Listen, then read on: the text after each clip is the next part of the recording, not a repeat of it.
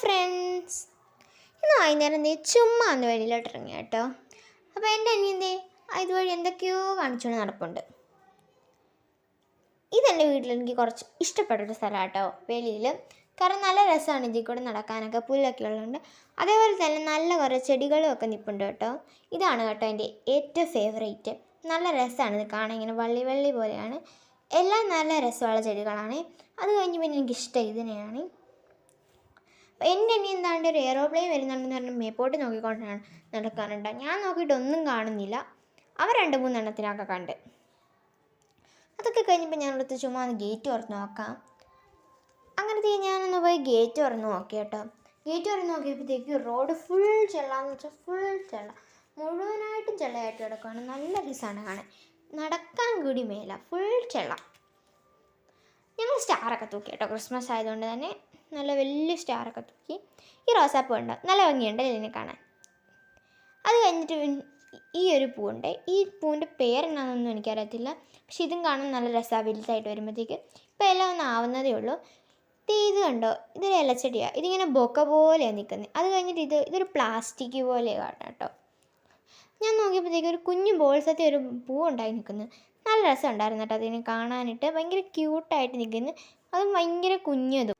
ഇതെൻ്റെ വീട്ടിൽ ആകെയുള്ളൊരു മാവ, ഇതിലൊന്നും ഉണ്ടായിട്ടില്ല.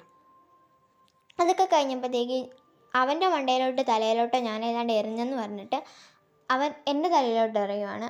കുറേ ഇലയൊക്കെ വാരിക്ക് എറിയുന്നുണ്ട്. ഈ ചക്ക കണ്ടോ, ഇത് ഞാൻ നേരത്തെ വേറൊരു വീഡിയോ കാണിച്ചായിരുന്നു. ഇപ്പം ഇത്രയും വലുതായി. ഇത് കണ്ടോ, ഇത് നല്ല രസമുള്ളൊരു പൂവാണേ.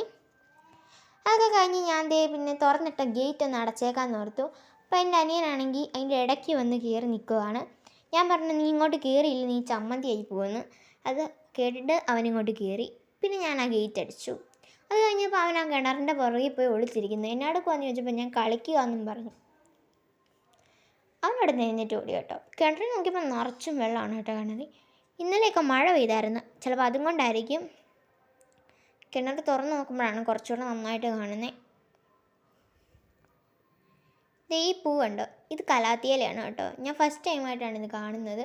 നല്ല രസമാണ് കേട്ടോ. പ്രത്യേകിച്ച് അങ്ങനെ സോഫ്റ്റ് ഒന്നുമല്ല, അവിടെ ഇവിടെ എല്ലാം ഇതുണ്ടായി നിൽപ്പുണ്ടേ.